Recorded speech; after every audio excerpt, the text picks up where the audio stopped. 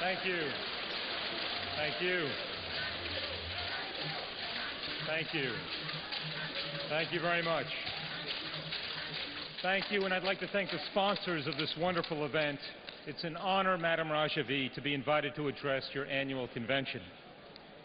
I'd like to talk this evening about the people at Camps Ashraf and Liberty.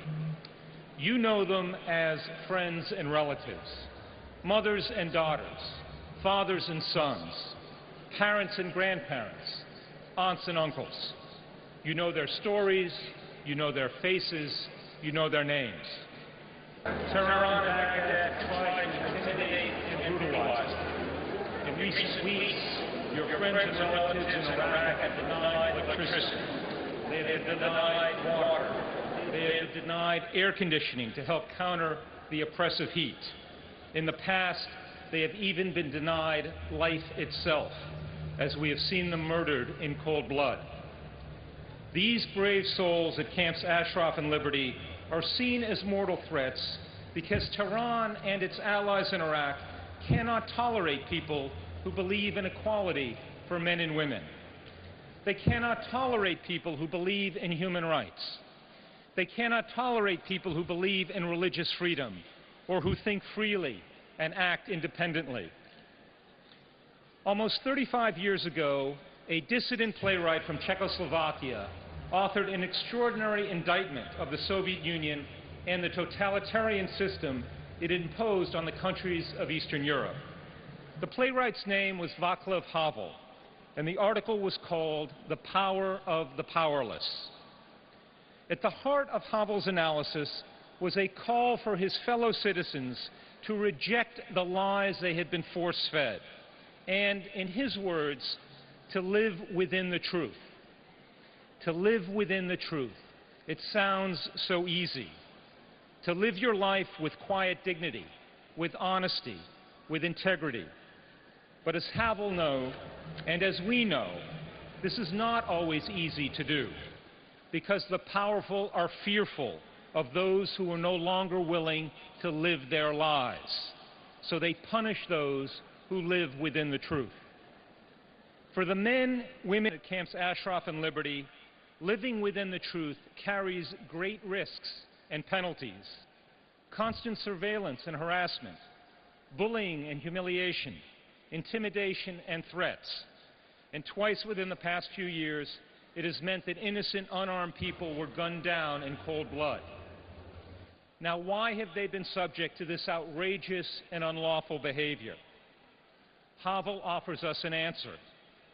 He writes that every free human act or expression, every attempt to live within the truth, must necessarily appear as a threat to the system.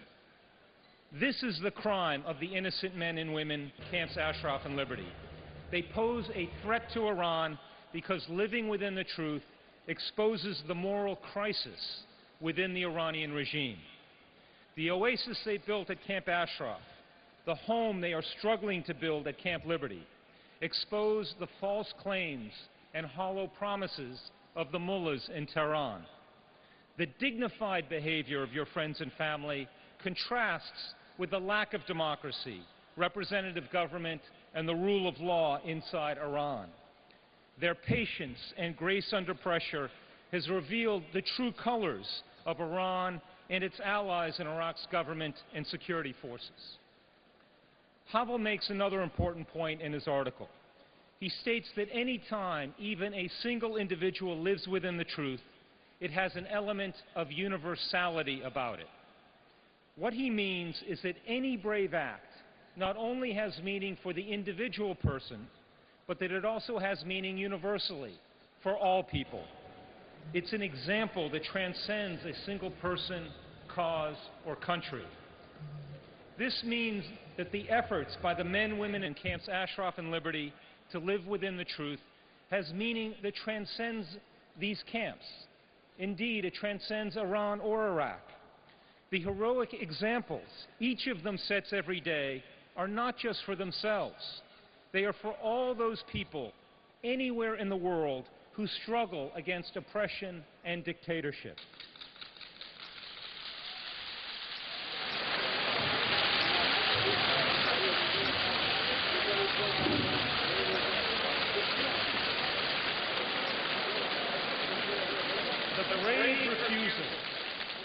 brave refusal of the people at Camp Ashraf and Camp Liberty to be intimidated heartens all of us at this convention and all those watching around the world.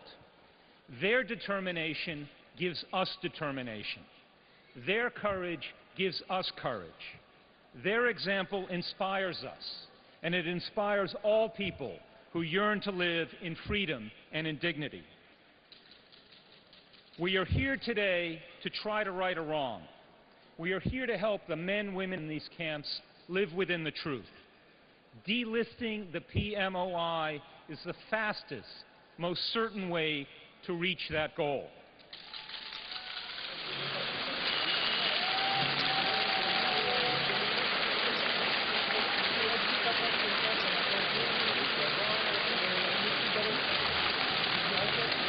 We will not be satisfied. We will not rest. We will not be silent until every man, woman currently in those camps are known everywhere in the world as free people. Thank you very much.